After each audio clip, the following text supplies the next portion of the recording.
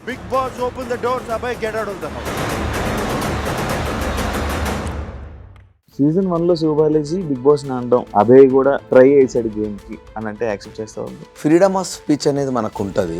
వాళ్ళ ఇంట్లో వాళ్ళ పెళ్ళాం కొట్టినప్పుడల్లా టాస్క్ మారుస్తున్నట్టున్నారు. బిగ్ బాస్ ని బయాస్డ్ అన్నారు కదా, అదొక చాలా పెద్ద మాట. Limitless biased Bigg Boss. Still ఆ మాట మీద మీరు ఉంటారా? యా, అంటే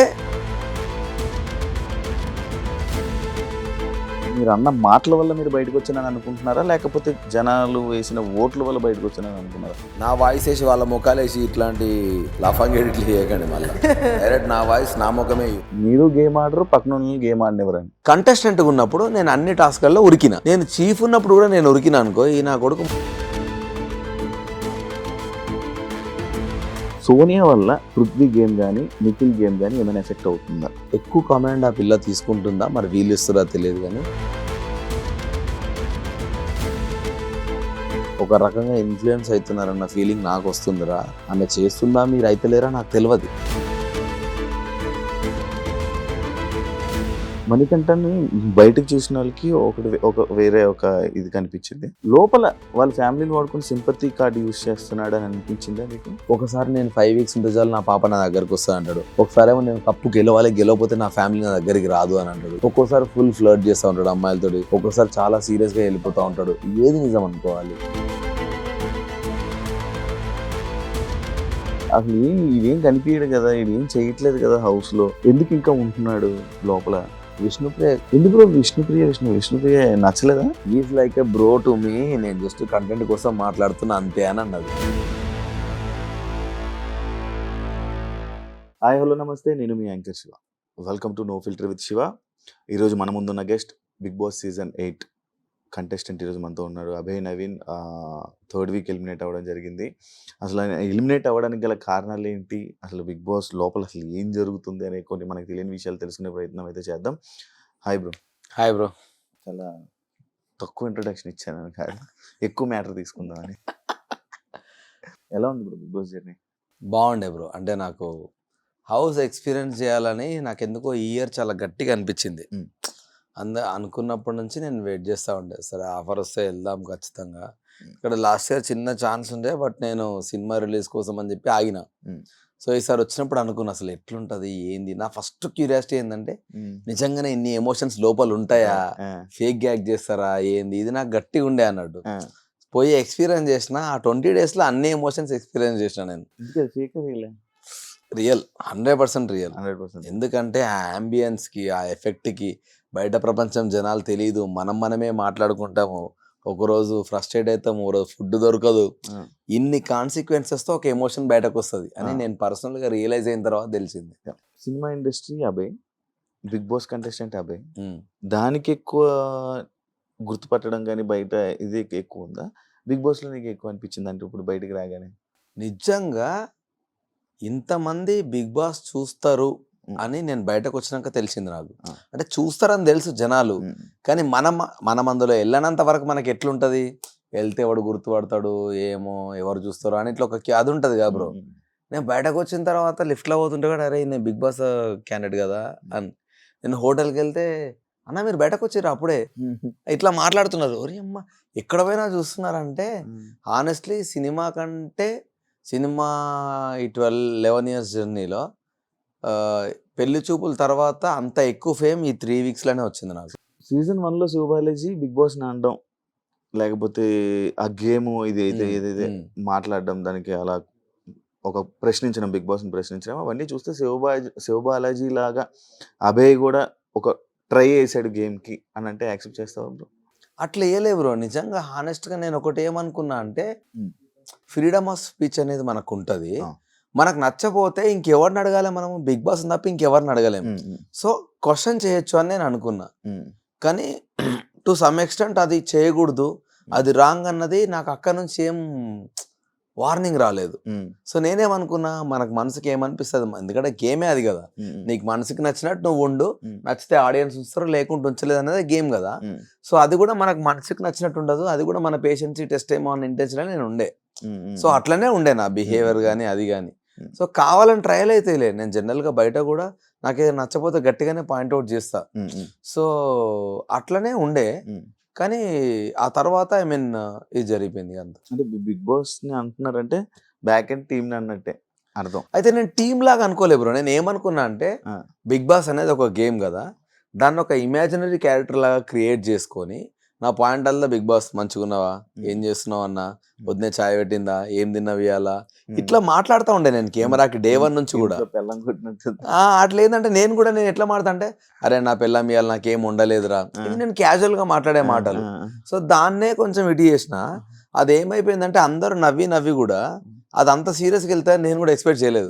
ఊరికే జోక్లో మాట్లాడుతూ ఉన్నామని వాళ్ళు ఎవరు చెప్పలేదు కూడా అన్ఫార్చునేట్లీ. అరే మనం రాంగ్ మాట్లాడుతున్నాం అని ఎవరు చెప్పలేదు.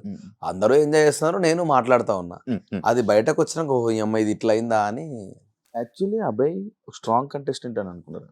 లైక్ ఫస్ట్ వీక్ చూసినప్పుడు కానీ, సెకండ్ వీక్లో నామినేషన్స్ కానీ, ఫస్ట్ వీక్లో నామినేషన్స్ పాయింట్స్ కానీ, అవసరం ఉన్నప్పుడు మాట్లాడి మిగతా టైంలో నాకు ఎందుకు అని పక్కకి వెళ్ళిపోయి, ఇవన్నీ చూస్తే ఓకే అబ్బాయి ఒక వర్త్ కంటెస్టెంట్, టాప్ 5 కంటెస్టెంట్ అని లైక్ ఇలా అనుకున్నారు.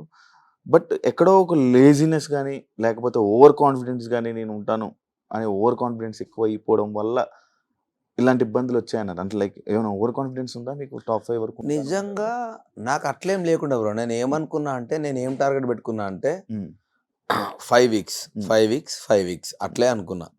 నేను బయటకు ఎంతసేపు మాట్లాడినా అది జోక్ చేయడానికి అన్నా, అరే నా ప్రైజ్ మనీ జాగ్రత్త, ఇవన్నీ ఏంటంటే వాళ్ళని ఎంటర్టైన్ చేయడానికి అన్నా. సో అట్లే ఉండే, ఓవర్ కాన్ఫిడెన్స్ ఏం లేకుండా నేను టార్గెట్ ఒకటే పెట్టుకున్నా. అసలు నా టార్గెట్ ఫస్ట్ నేను ఉండాలంటే, ఫస్ట్ 4-5 వారాలు నేను ఉంటే నాకు అంబియన్స్ సెట్ అయితే నన్ను నేను మౌల్డ్ చేసుకోవచ్చు అని. నిజంగా నేను 105 రోజులు వాళ్ళు ఉండగలుగుతా అన్న ధైర్యం నాకు లేకుండే. మొండిగా ఏదో మాట్లాడినా కానీ వెళ్ళిన తర్వాత నేను ఉండగలుగుతానా, అసలు ఈ అంబియన్స్ ఏంది, నాకు ఛాయ్ దొరకట్లేదు, నాకు మంచి ఫుడ్ దొరకట్లేదు, చేతిలో ఫోన్ లేదు, ఇది నాకు ఎప్పుడు ఉండే బ్రో. సో నన్ను నేను కంట్రోల్ చేసుకోవడానికి అట్లా బయట కొంచెం మాట్లాడినా తప్ప, కానీ కాన్ఫిడెన్స్ మాత్రం నాకు ఉండే. ఎందుకంటే గివ్ అప్ ఇవ్వద్దు అన్న ఇంటెన్షన్లో నేను ఉండే. సెల్ఫ్ నామినేషన్ చేసుకోవడానికి రీజన్ బ్రో, సెల్ఫ్ నామినేషన్ ఎందుకు చేసుకున్నా అంటే, వాచ్ టాస్క్లో వాడు నాకు వాచ్ గిఫ్ట్ ఇచ్చినప్పుడు డాడీది, నేను ఆయనను చాలా ఎక్కువ మిస్ అయినా. అది నాకు చాలా పెద్ద ఎమోషన్. సో నేను ఏమనుకున్నా అంటే, ఆ వాచ్ అనేది హానెస్ట్లీ నా చేతిలో నా దగ్గర ఉంటే ఆయన నాకు ఎన్నుకుండి నడిపిస్తాడు మా డాడీ. సో నాకు సక్సెస్ మా డాడీ చూడలేకపోయిండు. సో దీని త్రూ అన్న ఆయన నా పక్కనే ఉన్న ఫీలింగ్ నాకు ఉంటుంది అని నేను అనుకున్నా. వాడు నాకు గివప్ ఇచ్చేసిండు, నువ్వే తీసుకోరా అని. సో అన్నప్పుడు వాని కోసం ఏదన్నా నేను కూడా చెయ్యాలి అని నేను అనుకున్నా. సో అనుకున్నప్పుడు నా ఇంటెన్షన్ ఏముండే అంటే, ఏదో ఒకటి చేయాలనుకున్నప్పుడు వాడిని అడిగిన, అరే నామినేషన్ అనగానే, అరే మన దీన్ని ఏమంటారు, నీకు ఒకవేళ నామినేట్ అయితే నీకు బయటకు వస్తా అన్న ధైర్యం ఉందా అని అడిగిన వాడిని క్వశ్చన్. నాకు లేదు మామ, నీకుందా అని అన్నాడు. నాకు కూడా లేదురా అన్న. ఇద్దరికి లేనప్పుడు నేను నిజంగా చేస్తే హానెస్ట్గా నా పర్సనల్ సాటిస్ఫాక్షన్ వాడు నాకు ఇచ్చినందుకు. ఎందుకంటే నాకు ఆ వాచ్ నాకు నా సక్సెస్ కంటే ఎక్కువ ఇంపార్టెంట్. మా డాడీ అనేటోడు నాకు అంత ఇంపార్టెంట్. సో ఆయన లేడు, వాడు నాకు అంత రీపే చేసినందుకు నేను ఇది చేద్దామని ఒకటి అనుకున్నా. రెండోది నాకేముండే అని అంటే, మనం గేమ్స్ ఆడుతూనే ఉన్నాం కదా కంటిన్యూస్గా. అండ్ ఇంకోటి చీఫ్గా నేను నామినేట్ అయినా కాబట్టి డెఫినెట్గా ఆడియన్స్ కూడా వీడు వర్త్ క్యాండిడేట్ అనుకుంటారు అన్నది కూడా నాకు ఒకటి మనసులో ఉండే. చీఫ్ నామినేషన్ అనేది వేరే కదా, ఇప్పుడు వీడు అవసరం లేదనేది వేరే, వానికి వాడు నామినేషన్ అనేది. సో ఇవన్నీ ఉన్నాయి కాబట్టి నాకు ఇది రీపే చేయొచ్చు వీనికి అని నాకు మా హానెస్ట్గా అనిపించి చేసిన. అన్ఫార్చునేట్లీ ఏం జరిగిందంటే, ఈ 3-4 రోజులల్లా గేమ్ కూడా నాకు రివర్స్ ఎఫెక్ట్ కొట్టింది. అది నేను ఎక్స్పెక్ట్ చేయలేదు. సో అట్లా నాకు అనవసరంగా ఓటోటి నా నెత్తి మీద పడుకుంటూ వస్తూనే ఉన్నాయి. సో అన్ని కలగలిపి ఒక పెద్ద అదైంది. ఆ నామినేషన్ ఉన్నప్పుడు కూడా అనడం జరిగింది కదా, నేను ఎలా అయినా వస్తాను బయటికి కావాలని. ఎందుకంటే నాకు వాని దగ్గరికి వెళ్ళి సింపథెటిక్ వెళ్ళి, మామ నువ్వు నాకు నా వాచ్ గిఫ్ట్ ఇచ్చిన మా డాడీది, అది నాకు అన్నిటికంటే చాలా ఎక్కువ వర్త్, దాని ప్రైజ్లెస్ అది. సో దానికోసం నేను నామినేట్ అవ్వాలనుకుంటున్నాను. నేను అనుంటే ప్రామిస్గా చెప్తున్నా, నిఖిల్ అనేటోడు యాక్సెప్ట్ చేయడు. అట్లెట్లా చేస్తావరా, వద్దు దానికి దీనికి చేయడం ఎందుకు, అవసరం లేదు, నేను వెళ్ళిపోతా అనేటోడు నన్ను కన్విన్స్ చేసి. సో నాకు అది కూడా వాడికి తెలుసు కాబట్టి అది చెప్పకుండా కొంచెం ఓవర్గా మాట్లాడదాం అనుకున్నా. సో దట్ ఏంటంటే వాడు అడగడిగా నన్ను, ఎందుకు చేసినవరా అని. అందుకే బయటకు వచ్చి కూడా సోనియా అడిగింది, అంత ఓవర్గా ఎందుకు చెప్పినవరా అంటే, లేదు నా ఇంటెన్షన్ ఇది సోనియా, కానీ నేను మనకు చెప్పదలుచుకోలేదు. ఎందుకంటే ఏదో ఎమోషనల్ బ్యాగేజ్ క్రియేట్ చేసినట్టు ఉంటుంది, నాకు అది నచ్చదు. ఏదైతే అది అయింది, నేనైతే హానెస్ట్గానే చేసిన, దేనికైనా నేను రెడీ ఉన్నా, నాకు వర్త్గా నాకు ఏదైనా చేయాలనిపించింది అని అన్నా. ఆమె కూడా నవ్వి ఓకేలే అని చెప్పి, నిఖిల్తో మాత్రం ఇట్లా అనకు బాగుండదు ఇప్పుడు చెప్తే అని అంటే సరే అన్నది. ఇంకా ఆ టాపిక్ అక్కడితో వదిలేసినాం. యాక్చువల్ బిగ్ బాస్ హౌస్లోకి వాచ్ వెళ్ళలేదు. మీకు వాచ్ ఇచ్చారు. ఆ అవును. వాచ్ పని చేస్తుందా లేదనే జనాల డౌట్. చెయ్యది. నేను అదే షాక్ అయినా. నేను లిటరల్లీ ఇప్పుడు బయటకొచ్చిన తర్వాత కూడా వాచ్ తీయలే. ఎందుకంటే అదొక మెమరీ లాగా నాకొచ్చింది కదా! సమ్ 11:30 12:30కో టైమర్ సెట్ చేసి సెల్ తీసేసి ఇచ్చిర్రు నాకు. సో నేను దాన్ని ఇంకా లైఫ్‌లో దాంట్లో సెల్ ఎయొద్దు అని అనుకున్నా. ఎందుకంటే హౌస్‌లోకి ఒక మెమరీ లాగా వచ్చింది కదా! ఇది లైఫ్ టైమ్ నాకు ఇట్లే ఉండాలని దాంట్లో ఇప్పటికి కూడా సెల్ ఎయలే నేను. దాన్ని అట్లే వదిలేసిన. అది యాక్చువల్లీ వాచ్ ఎలవ్ లేదు. టైం నేను బయటకెళ్ళిన తర్వాత ఎవరో క్వెషన్ చేసిరంట కదా! బిగ్ బాస్ హౌస్‌లో వీడు వాచ్ పెట్టుకొని తిరుగుతుండని. అవును. సో నాకు నెక్స్ట్ నోటిఫికేషన్ వచ్చింది బ్రో. అబ్బాయి నీకు ఇచ్చింది గిఫ్ట్‌గా పెట్టుకోవడానికి వాచ్ పెట్టుకొని తిరగడానికి కాదు అని వచ్చింది. అబ్బా! అనుకోని మళ్ళా తీసుకెళ్ళి అది నా బెడ్ పక్కన పెట్టుకొని అట్లే వదిలేసిన కదా. వెంట వెంటనే అది జరిగిపోయింది. వెంటనే జస్ట్ ఈ సాటర్డే రోజు అది ఇవి ఉంటాయి కదా బ్రో, వీకెండ్ ఎపిసోడ్స్ అవి అయిపోగానే నెక్స్ట్ డేనే నాకు నోటిఫికేషన్ వచ్చింది. వాచ్ తీసి అక్కడ పెట్టేసి ఇంకా దాన్ని మళ్ళీ వాడలే. క్లాన్ మెంబర్ గా ఉన్నప్పుడు మీరు చాలా బాగున్నారు. అవును అవును. కానీ చీఫ్ అయ్యాక లైక్ ఎలా అంటే ఓవర్ రూలింగ్ అని కానీ అందరికి చెప్పడం, మీరేం చేయకుండా అందరికి చెప్పడం అలాంటివి జరగడం వల్ల ఒక ఎఫెక్ట్ అయ్యింది అయింది. అయితే అది నేనే బ్లేమ్ తీసుకుంటా. ఎందుకు తెలుసా, కంటెస్టెంట్గా ఉన్నప్పుడు నేను అన్ని టాస్క్లలో ఉరికిన. నేను చీఫ్ ఉన్నప్పుడు కూడా నేను ఉరికినా అనుకో, ఈ నా కొడుకు మొత్తం వీడే ఆడుతుండ అన్న ఫీలింగ్ వస్తుంది. అప్పటికే చాలా సార్లు కొందరు అన్నారు అన్ని ఫిజికల్ టాస్క్లలో వీడు ఆడుతుండు అని. నేనేమనుకున్నా, చీఫ్ అనేది రెస్పాన్సిబిలిటీగా తీసుకొని మనం బ్యాక్ ఉండి వాళ్ళని నడిపిద్దాము, అది కూడా ఒక గేమే కదా అని నేను అనుకున్నా. సో అందుకే నేను చాలా ఎక్కువ వాళ్ళకి చెప్పడము, నేను బ్యాక్ ఎండ్ ఉండడం చేసిన అన్నట్టు. అట్లా ఎంజాయ్ చేద్దాం చీఫ్ పొజిషన్ని.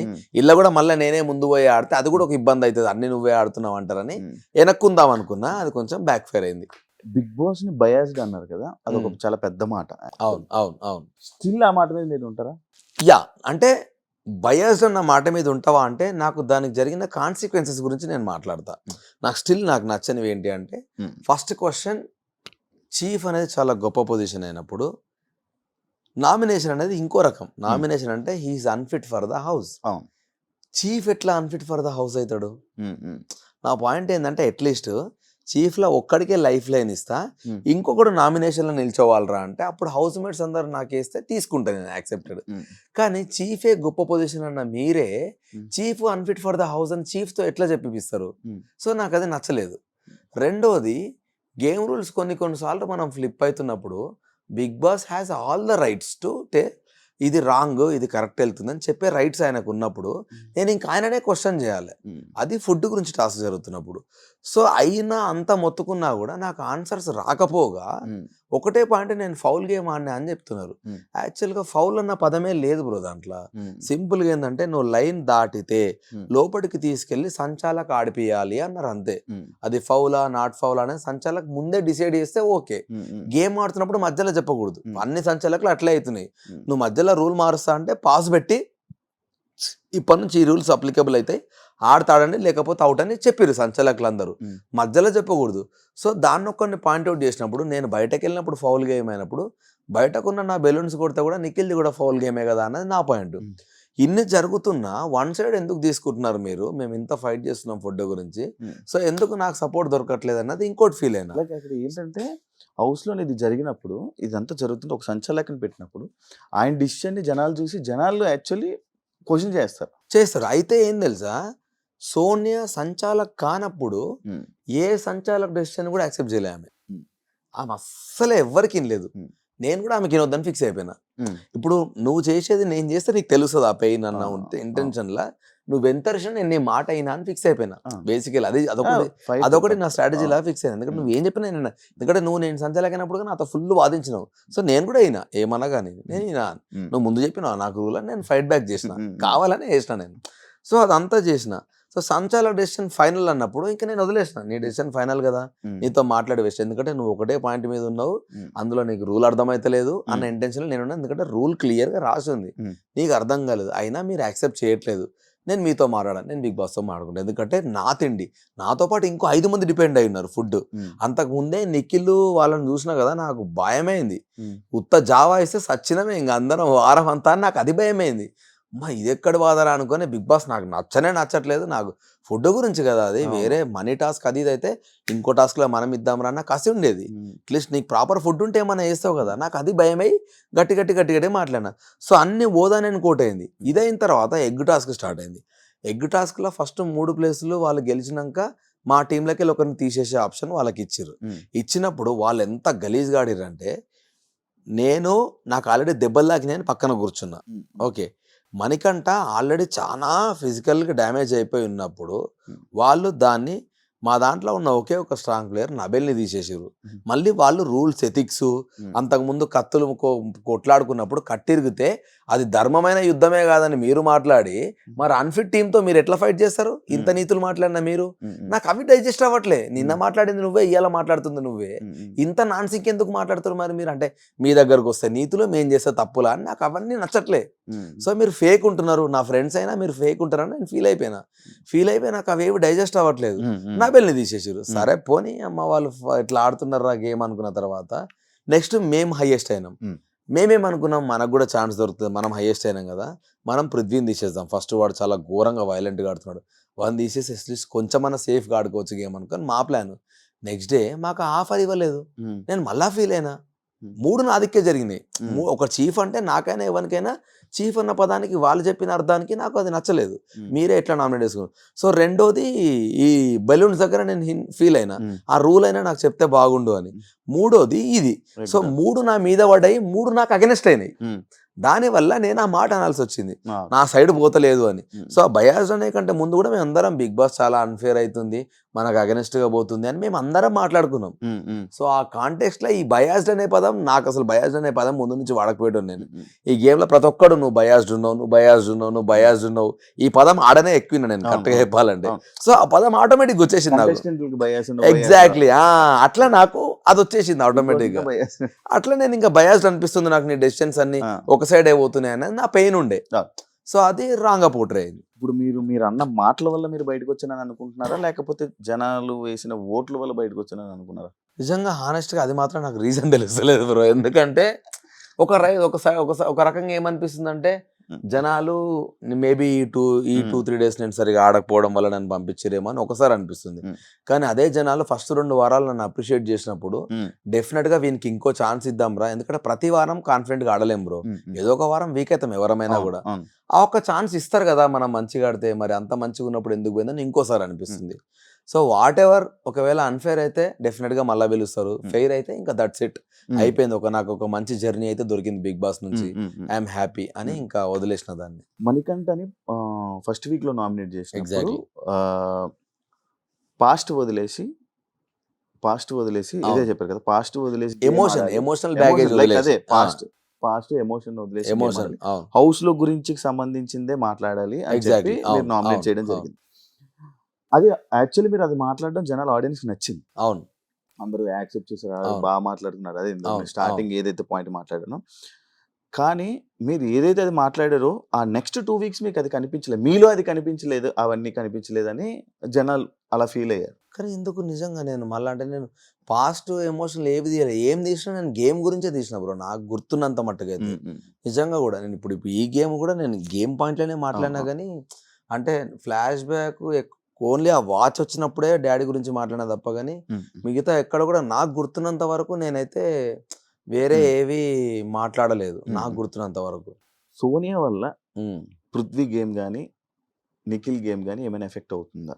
అవుతున్నట్టు నాకు అనిపించింది. ఎందుకనంటే ఎక్కువ కమాండ్ ఆ పిల్ల తీసుకుంటుందా, మరి వీళ్ళు ఇస్తురా తెలియదు, కానీ కొన్నిసార్లు వాళ్ళు అంటే కొన్నిసార్లు గేమ్ జరిగినప్పుడు సోనియాకి చెప్పిన, అసలు నువ్వు అనవసరంగా పృథ్వీని రెచ్చగొడుతున్నట్టు అనిపిస్తుంది. ఆల్రెడీ పృథ్వీ వైలెంట్ అన్నప్పుడు నువ్వు అని రెచ్చగొడితే, ఒకసారి సోనియా నాతో అన్నది, అరే పాపం రావాడు, అందరూ వైలెంట్ ఆడుతున్నారు, అందరూ వాడినే టార్గెట్ చేస్తుంటే నువ్వు పాపం అని ఎందుకు అంటున్నావురా, వానికి ఏం వాడు ఆడుకొని వాడు నీకు నెగిటివ్ అని తెలిసినప్పుడు నువ్వు వాని పాపం ఎందుకంటావు, అనకు తగ్గించుకోమని చెప్పు కదా అంటే అందరు ఆడుతురు కదా అన్నది, ఇంక ఇట్లా వాదిస్తే నేనేం చేయలేను రా అని చెప్పి లైట్ తీసుకున్నాను. నిఖిల్ కూడా ఒకసారి ఏమన్నా అంటే, ఇప్పుడు వాళ్ళ ముగ్గురితో రోజు కూర్చున్నది ఎక్కువసేపు నేనే, ఇంత క్లోజ్ కూర్చున్న నేనే ఒక రకంగా ఇన్ఫ్లుయెన్స్ అవుతున్నారన్న ఫీలింగ్ నాకు వస్తుందిరా.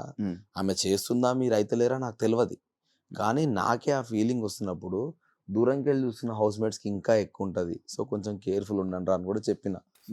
నిఖిల్ మ్యారీడే, నేను అదే ఈ 2 days అదే మాట్లాడినా, ఆ తర్వాత నేను బయటకు వచ్చేసిన అన్ఫార్చునేట్లీ. సో ఇప్పటి నుంచి చూడాలి వాడు, ఇక్కడ వానికి 1-2 సార్లు చెప్పి మరీ వచ్చిన పాయింట్. అసలు ఏం జరుగుతుంది బ్రో హౌస్ లో?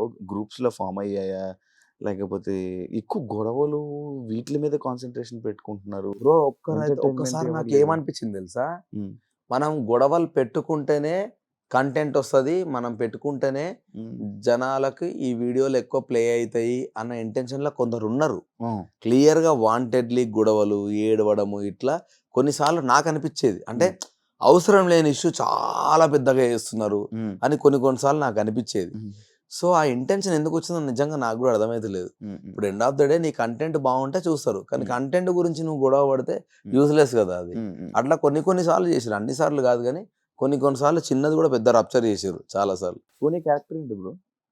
లైక్ ఎందుకంటే ఇది ఎందుకు అడిగానంటే బయటికి రాగానే మీరు ఒక వీడియో రిలీజ్ అయ్యింది మీ ముగ్గురిది, మీది బేబాక్ది, మన శేఖర్ భాష కూర్చొని అదే శేఖర్ భాష కూర్చొని ఒక బోకే కదా video. అవునవునవునవునవునవును. అది మీరు చూడలేదా?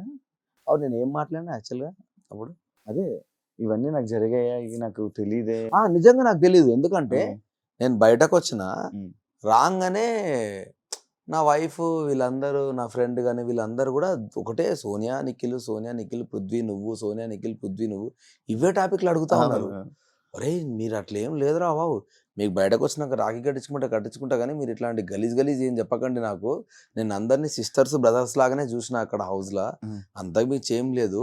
ఉమ్, సోనియా నాకు ఫ్రెండ్ అని పదే నేను ఎందుకు చెప్పినా అంటే, ఉమ్, రాగానే విష్ణుప్రియ వీళ్ళందరూ కొందరు నన్ను అడిగిర్రు, నువ్వు సోనియాతో ఎక్కువ మాట్లాడుతున్నావు, అవును. లేకపోతే మీరు ఎక్కువ క్లోజర్ అంటే, బేటా నాకు అట్లా ఏం లేదు.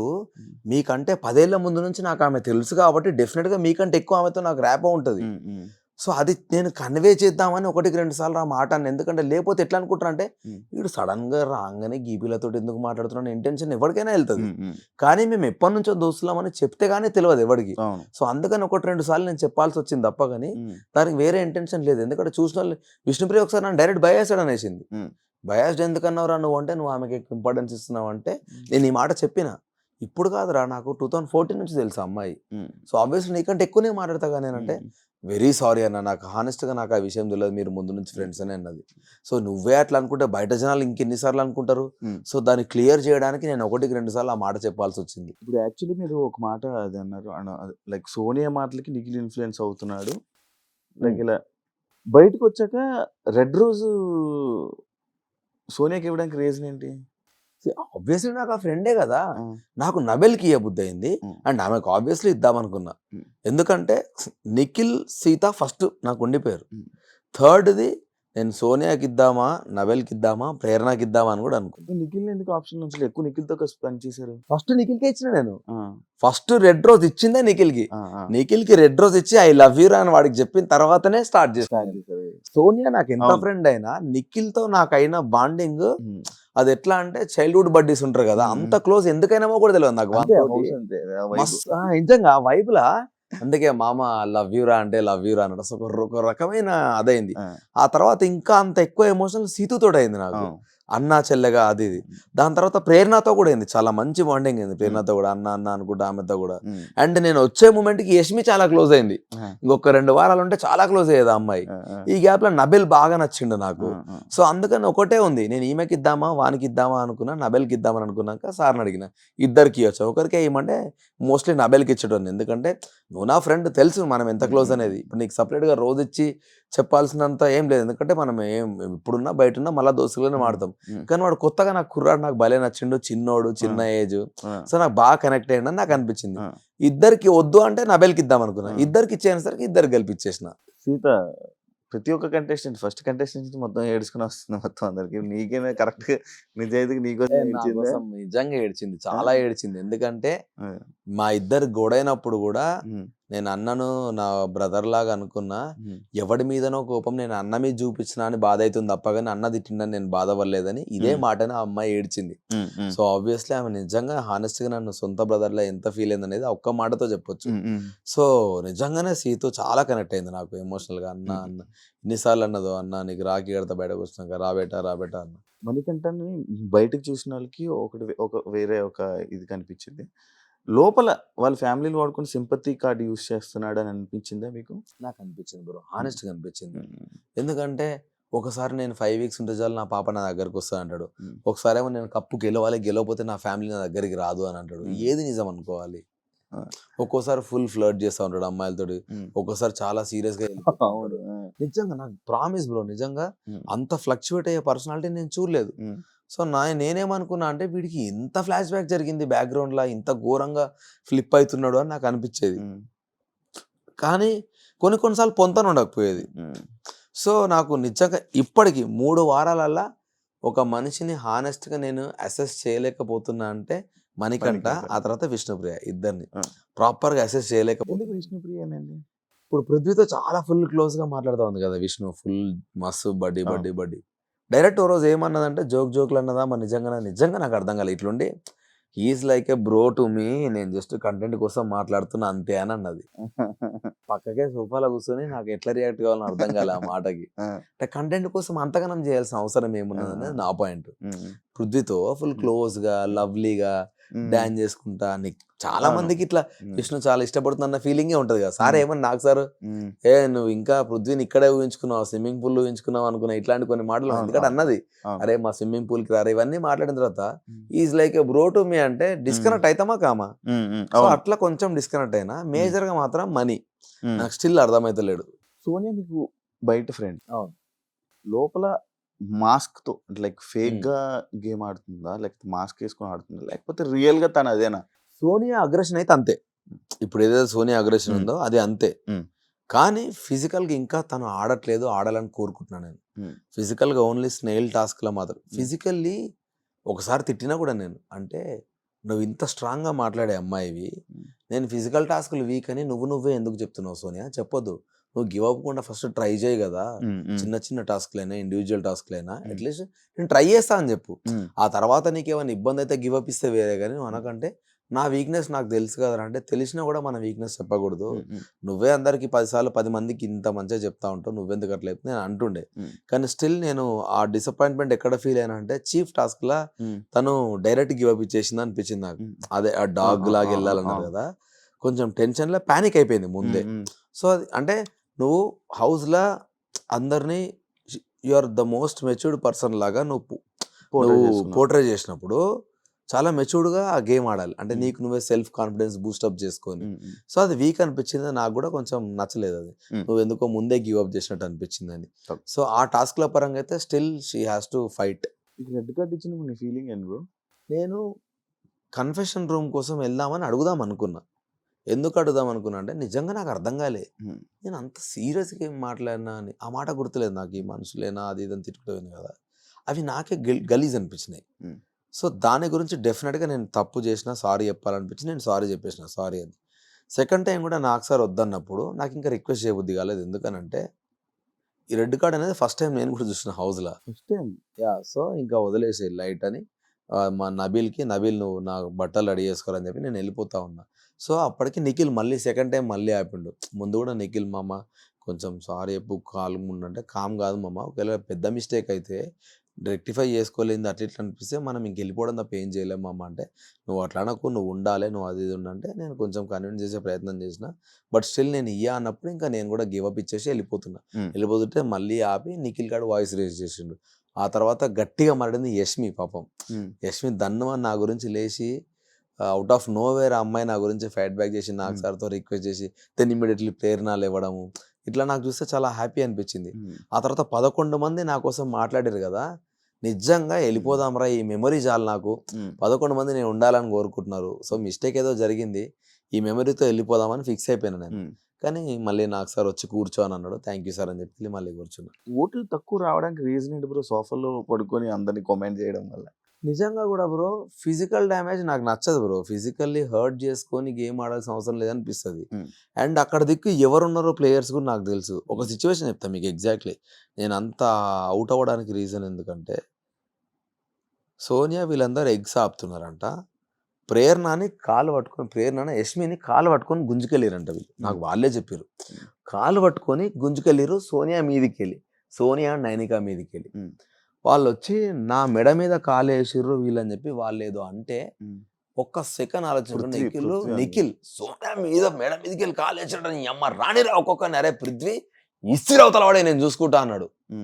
అంటే అసలు ఏం జరిగిందని ఒక్క సెకండ్ ఆలోచించకుండా వాళ్ళు చెప్పిన మాటకి ఇంత వైలెంట్ అవుతున్నారు. దానివల్ల వాడికన్నా దెబ్బలు తాకితే ఎవడు రెస్పాన్సిబుల్ అని నాకు అనిపించి డైరెక్ట్ పిలిచి మనం గేమ్ ఆడడం ఎంత ఇంపార్టెంటో మన హెల్త్ కాపాడుకోవడం అంతే ఇంపార్టెంట్. బిగ్ బాస్ ఆల్రెడీ చెప్తున్నాడు, not for the cost of physical damage. నేనేం చెప్తున్నా అంటే మనందరికంటే వాళ్ళు చాలా స్ట్రాంగ్. మీరు వెళ్ళిర్రంటే మీరు చాలా ఇబ్బంది పడతారు. మీరు ఎంత ఆడాలనుకున్నా అమ్మాయిలతో ఫైట్ బ్యాక్ చేసుకోండి, అబ్బాయిల మీదకి వెళ్ళకండి. వాళ్ళ స్ట్రెంత్ ఎక్కువ వాడి మిమ్మల్ని నూకేస్తే దెబ్బలు తగులుతాయి. ఈ ఒక్క గేమ్ తోటి అయిపోదు మన లైఫ్, ముందు చాలా గేమ్స్ వస్తూ ఉంటాయి, ఆడాలి అని దాని గురించి చెప్పిన తర్వాత నేను మీకు చెప్పిన కదా, ముందు గేమ్లో ఫెయిరు అన్ఫెయిరు, యుద్ధము, రాజు, ధర్మము, వైలెన్స్ గురించి ఇంత నీతిలో మాట్లాడి వాళ్ళందరూ ఎంజాయ్ చేస్తున్నారు ఇప్పుడు ఆ వైలెన్స్ని. సో వీళ్ళందరూ ఫేక్ అనిపించింది నాకు. వీళ్ళతో ఏందో గేమ్ ఆడేది అనిపించింది. ఇప్పుడు నువ్వు ఉంటే కుల్లా ఒకటే లాగా ఉండాలి. నువ్వు అప్పుడు ఒకలాగుండి పృథ్వీ మీ టీంలోకి వచ్చినాక ఒకలాగుంటే నాకు వాళ్ళు హానెస్ట్ అని ఎందుకు అనిపిస్తుంది? వీళ్ళతో ఏందో గేమ్ ఆడేది, వాళ్ళు ఫేక్ ఆడుతారు వాంటెడ్లీ. మళ్ళీ అన్ని స్టార్ట్ చేసింది వాళ్ళే, మేము స్టార్ట్ చేసినామని ప్రొజెక్ట్ చేసారు. ఈ పాయింట్ లోనే మిమ్మల్ని అన్నారు మీరు గేమ్ ఆడరు, పక్కన గేమ్ ఆడినెవరని. అదే నేను గేమ్ ఎవరిని ఆడొద్దని లేదు, ఏమన్నా గేమ్ ఆడుకోండి, టంగ్ స్లిప్ అవ్వకండి, ఫిజికల్ డ్యామేజ్ చేసుకోకండి అని అన్న. ఆ రెండు ఎందుకంటే ఒకసారి టంగ్ స్లిప్ అయితే నెక్కి రాదు. ఇప్పుడు నేను కూడా మాట్లాడిన ఫ్లోలో అది జోకులు అనుకున్నా సీరియస్ అయింది. ఇప్పుడు అది వెనక్కి వస్తుందా? రాదు కదా నా మాట. సో నాకు అది తెలుసు కాబట్టే, ఆ విషయం గురించి అని కాదు, అది నేను ఫీల్ అవుతా కాబట్టి నేను వాళ్ళకి వద్దాను. ఎందుకంటే పృథ్వీ ఫ్లోలో ఎఫ్ వర్డ్ వాడినప్పుడు నాకు సార్ సీరియస్గా చెప్పినప్పుడు యాజ్ అ చీఫ్గా అట్లీస్ట్ మీరు టంగ్ స్లిప్ అవ్వకండి, ఇట్లాంటి బూతులు మాట్లాడకండి. నేనేదో బిగ్ బాస్ రూల్స్ గురించి మాట్లాడినా అవి వేరే వెళ్ళినాయి, డన్, నా మిస్టేక్ అయిపోయింది, ఇంకా దాన్ని రెక్టిఫై చేయలేం. కానీ వాళ్ళకి ఏంటంటే మీరు తిట్టగా, ఎందుకంటే వాళ్ళ దగ్గర తప్పులు ఉన్నప్పుడు మనం ఏలెత్తి చూపించినప్పుడు మన దగ్గర మిస్టేక్స్ ఉండొద్దు. సో వాళ్ళు బూతులు మాట్లాడుతున్నప్పుడు మనం మాట్లాడొద్దు. సో కంట్రోల్గా ఉండాలని 1-2 సార్లు చెప్పిన. అందుకనే గేమ్ ఆడొద్దని ఎవరిని అనలే, గేమ్ ఆడండి, మీరు ట్రై చేయండి 100% ఎఫర్ట్, కానీ డ్యామేజ్ మాత్రం చేసుకోకండి. అదొక్కటి నా సైడ్ నుంచి రిక్వెస్ట్ చెప్పిన. సో అదేమైపోయిందంటే చెప్పి వీళ్ళంతా మెంటల్ చేస్తారు, చెప్పిన ఇంటలే నేను పోయి సోఫాలు ఇట్లా కూర్చునేసరికి వీడు ఆడతలేడు, వేరే కూడా ఆడిస్తలేరు అన్న ఇంటెన్షన్ పోయింది. అది ఘోరంగా నవ్వుకుని అది చూసి నేను, అబ్బా చాహల్ని కింద మేము పెట్టి రబ్బా ఘోరంగా ఉంది. అది లోపల ఉన్నప్పుడు మీకు ఒక మైండ్ లో ఉంటుంది, ఒక కంటెస్టెంట్లు వీళ్ళిది వీళ్ళిదని. బయటకు వచ్చాక ఏం చేంజ్ అయింది? ఎవరి మీద ఏమైనా చేంజ్ అయిందా? బయటకు వచ్చే ముందు ప్రేరణ, యష్మి, నబీల్ చాలా స్ట్రాంగ్ కంటెస్టెంట్ లాగా అనిపించింది నాకు వచ్చే ముందు నిజంగా. ఎందుకంటే అందరినీ అబ్జర్వ్ చేసిన 22 daysలో డే 1 నుంచి ఇప్పటిదాకా వాళ్ళు అట్లే ఉన్నారు, ఒకటే పాయింట్ మీద ఉన్నారు. ఫిజికల్ డ్యామేజ్ నేనైనా వద్దు, ఫిజికల్ వైలెన్స్ అన్నా కానీ అయితేంది చలో పోదాం అని ప్రేరణ, యష్మి ఒక్కరోజు కూడా గివ్ అప్ చేయలే. వాళ్ళు ఏందిరా వీళ్ళు ఇట్లున్నారు అనిపించేది నాకు వాళ్ళని చూస్తే. నిజంగా ఆడపుల్లలు వాళ్ళిద్దరు, ఫైటర్స్ వాళ్ళిద్దరు. వాడు ఎదురుంగా వస్తా ఉంటే పృథ్వీ రారా, నేను చచ్చిపోయినా సరే నువ్వు రారా, నువ్వు ఎట్లా తీసుకుపోతావు చూస్తా అని ఉరుకుతుంది యష్మి వారి మీదకి. అమ్మ అసలు భలే అనిపించింది వాళ్ళను, నేను ఆడలేకపోతున్నా ఇట్లా అనిపించేది అప్పుడప్పుడు చూస్తే. కానీ మళ్ళీ అదే యష్మి చిన్నపిల్లని చెప్పిన కానీ నేను మీకు ఆల్రెడీ గేమ్ అంతా అయిపోయినా కూర్చొని ఏడుస్తూనే ఉన్నది. వాళ్ళు ఆ మాట అన్నారు, ఈ మాట అన్నారు అని, ఎందుకు ఏడుస్తున్నావు, ఎందుకు ఫైట్ చేసినావు నువ్వు అని నాకు అట్లా జోక్ అనిపించింది. కానీ వాళ్ళ ముగ్గురు మాత్రం అసలు నాకు లేని ఇంప్రెషన్ వచ్చింది వాళ్ళ ముగ్గురు మీద. సీత స్ట్రాంగ్ వెళ్తుంది పోను అనిపించింది. నిఖిల్ నుంచి ముందు నుంచే నిఖిల్ గారు స్ట్రాంగ్ కంటెస్టెంట్ అని ఒక ఫీలింగ్ ఉంది. వీళ్ళు ముగ్గురు ఇంత స్ట్రాంగ్ అవుతారని ఎక్స్పెక్ట్ చేయలేను నేను. సో నాకు ఒక మంచి ఇంప్రెషన్ వచ్చింది. వాళ్ళ ఒక్క అన్ఫార్చునేట్ థింగ్ ఏంటంటే ఇంకొద్దిసేపు వాళ్ళ ముగ్గురుతో జర్నీ చేస్తే బాగుండు అనిపించింది. ఇంట్లో సేఫ్ ప్లేయర్ ఎవరు? సేఫెస్ట్ ప్లేయర్ అంటే Vishnu, Manikanta. Safe player. Smart player Sonia smart player. Sonia smart అంటే ఇప్పుడు ఆమె ఫిజికల్ టాస్క్ ఇట్లా ఏదో ఆడకున్నా కూడా ఏదో ఒక దగ్గర ఆమె రైజ్ అవుతుంది చూసినా, అది మొత్తం టాక్ ఆఫ్ ద టౌన్ అవుతుంది. సో అది కూడా ఒక గేమ్ స్ట్రాటజీ. నీ ప్రజెన్స్ ఒక దగ్గర లేకుండా ఇంకో దగ్గర ఎక్కువ చేసుకుంటావు చూసినా. సో అట్లా చాలా స్మార్ట్ మాట్లాడుతుంది. వాయిస్ ఎక్కువ ఆమెది. నువ్వు ఎన్నిసార్లు మాట్లాడు నామినేషన్స్లో, ఆమె తప్పైనా కూడా ఆమె ఫైట్ బ్యాక్ చేసి ఎదుటోడు ఏడవాలి, కానీ ఆమె మాత్రం గివ్ అప్ అయ్యేది ఫైట్లో. ఆమె నిఖిల్ క్లాన్లో తీసుకోవాలనుకున్నది కూడా ఆ వాయిస్ కమాండ్ ఒకరు ఉండాలి అని తీసుకున్నాడు. కన్నింగ్ అయితే ఎవరు లేరా చెప్పకూడదు. కన్నింగ్ ఎవరు లేరు, నేను చెప్పినా కదా. ఇప్పుడు 2-faced అంటే అది కన్నింగ్ అనుకుంటే వాళ్ళిద్దరి పేరే చెప్పుకోవచ్చు, కానీ కన్నింగ్ ఎవరు లేరు. అంటే వాడిని అది చేయాలని టు సమ్ ఎక్స్టెంట్ మణికంఠది వస్తుంది. ఎందుకంటే ఆ ఒక్క దోశ టాస్క్ మాత్రం నాకు అస్సలు నచ్చలే. ఆ దోశలో జరిగింది లేదు, పోయింది లేదు. అసలు ఆమె ఎందుకు ఏడిచిందో అర్థం కాదు. ప్రేరణ ఏం చేయకుండానే వాడు ఇక్కడ అగ్గిపుల్లు వేసిండు, అక్కడ అగ్గిపుల్లు వేసిండు. నాకు సార్ కూడా చూపించినప్పుడు నాకు గలీజ్ అనిపించి వచ్చేటప్పుడు చెప్పి మరీ వచ్చిన మనీ దయచేసి అట్లాంటి ఇష్యూలలో మధ్యలోకి వెళ్ళిపోరాను వాళ్ళు ఇన్వాల్వ్ కాకని చెప్పిన. మాస్క్ ఉన్న ప్లేయర్ మనీ మరి మనీ అండ్ ఆదిత్య అన్న కూడా. ఆదిత్య అన్న మాస్క్ అని ఎందుకు అనుకుంటున్నా అంటే ఆదిత్య అన్నకి లోపల చాలా అగ్రెషన్ ఉంది, కానీ అది బయటకి చాలా కామ్గా ప్రొజెక్ట్ చేస్తున్నాడు. సో నేను స్టిల్ ఆ అగ్రెషన్ ఎక్కడో ఒక రోజు బయటకు వస్తుంది అని వెయిట్ చేస్తా ఉన్నా నిజంగా. ఎందుకంటే అది నామినేషన్లో కనబడుతుంది బ్రో. మీకు నామినేషన్ చూస్తే ఒకవేళ ఆయన ఎక్స్పెక్ట్ చేయని క్యాండిడేట్ ఆయన నామినేట్ చేసిన అనుకో ఇట్లా మొత్తం హైపర్ అవుతాడు అన్న. సో ఆ హైపర్నెస్ నీకు లోపల ఉంది ఆల్రెడీ, కానీ అది బయటకు వస్తలేదు. సో దాని గురించి వెయిట్ చేస్తా ఉన్నా స్టిల్. మీ ప్లేస్లో ఎవరు ఎలిమినేట్ అవుతారని అనుకున్నారు మీరు?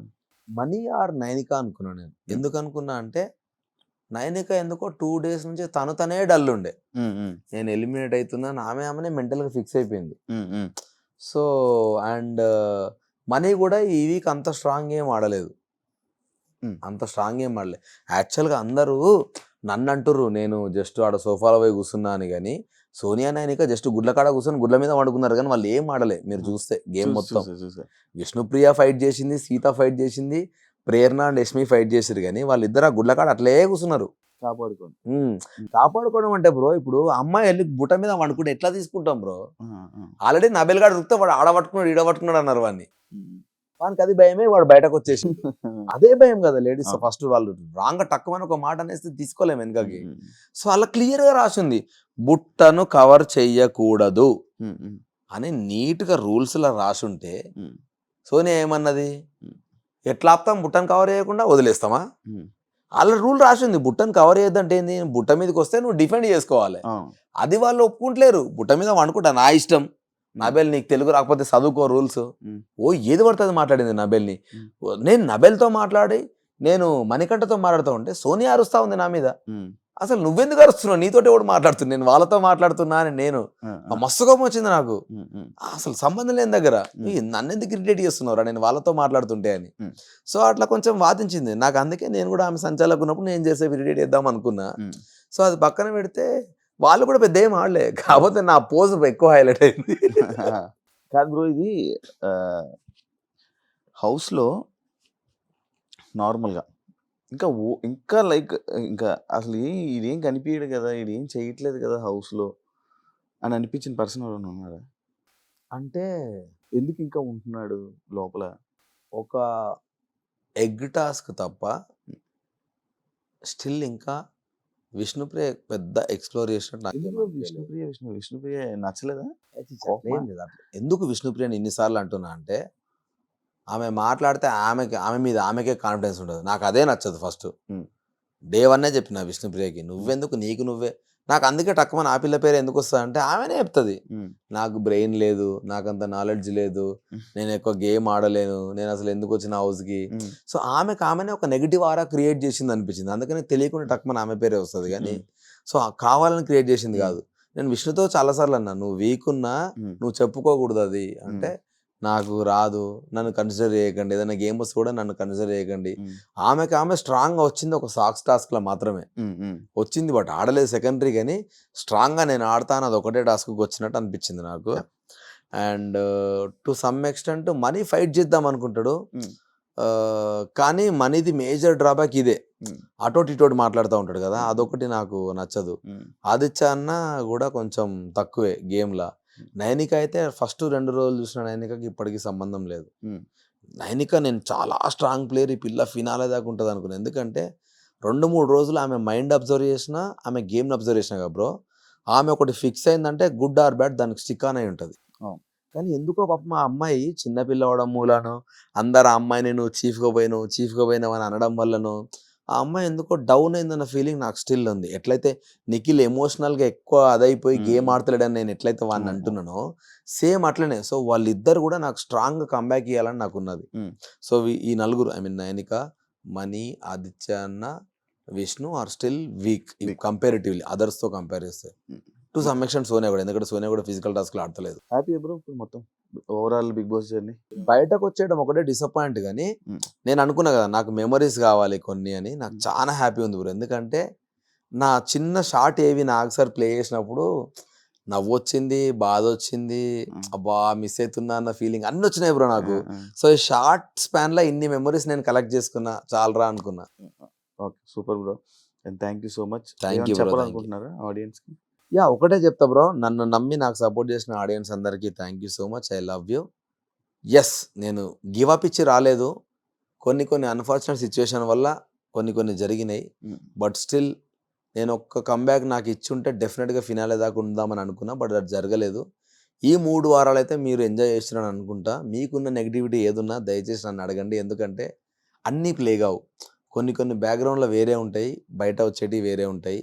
సో ఎన్నో జరిగితే తప్ప నేను అట్లా రియాక్ట్ అయ్యి ఉండుండా. సో హోప్ఫుల్లీ ఇది నా మిస్టేక్ అనుకుంటే ఆ మిస్టేక్ని మీరు వదిలేసి నాకు సపోర్ట్ చేస్తారని మనస్ఫూర్తిగా కోరుకుంటున్నా. ఇట్లనే మీ లవ్ నాకు కావాలి. నా సినిమాలతో మిమ్మల్ని ఎప్పటికీ ఎంటర్టైన్ చేస్తా. ఎప్పటికీ మీ Abhay Naveen. Thank you so much bro. Thank you bro. Last ఒకటి చిన్నది, ఒకవేళ మీరు ఉండుంటే ఎవరు నామినేట్ చేసేవాళ్ళు? ఒక ఇద్దరిని. ఈ వీక్ పృథ్వీ అండ్ సోనియా ఇద్దరిని. ఎందుకంటే సంబంధం లేని దాంట్లో నాతో లొల్లి పెట్టుకున్నది, నబేల్ దాంట్లో. ఇంకోటి అంతకు ముందే కట్టెలు ఇరిగితే ఫైట్ చేయకూడదు అని అసలు ఉండను. జనరల్గా ఇప్పుడు నువ్వు క్రికెట్ ఆడుతున్నప్పుడు లేదంటే యుద్ధం చేస్తున్నప్పుడు నాకు అర్థం కాలేదు దాన్ని ఎందుకు వాళ్ళు అందరు సపోర్ట్ చేసారు. నువ్వు యుద్ధానికి వెళ్ళినప్పుడు ఫస్ట్ 2 కత్తులతో స్టార్ట్ చేసినప్పుడు వాని కత్తిరిగిపోతే వాడిని చంపేస్తావు, కానీ అరే నువ్వు కత్తి తెచ్చుకోవాలని వెయిట్ చేసావా బ్రో? నాకు ఆ లాజికే అర్థం కాలే. వాని కట్టిరిగిపోయినప్పుడు ఎందుకు ఆడతావు అంటే వాని కట్టిరిగితే నా మిస్టేక్ కాదు అది. కావాలంటే నువ్వు పాస్ చెప్పు గేమ్ని, నన్ను ఆడొద్దని ఎట్లా చెప్తావు? సో నాకు ఆ లాజిక్ అర్థం కాలేదు. సో కట్టెలు ఉన్నప్పుడు ఆడాలంటే మరి నువ్వు పాస్ చెప్పాలి. మరి అదే అంత సెన్సిబుల్గా మాట్లాడినప్పుడు నేను దమ్ము తీసుకున్నప్పుడు మరి అది కూడా నువ్వు నా ప్రాబ్లమే కదా, మరి దానికి పాస్ చెప్పాలి కదా. అప్పుడేమో పాస్ చెప్పలేదు. నిఖిల్ గేమ్ ఆడు నువ్వు, నేను పాస్ చెప్పలేదు అన్నారు.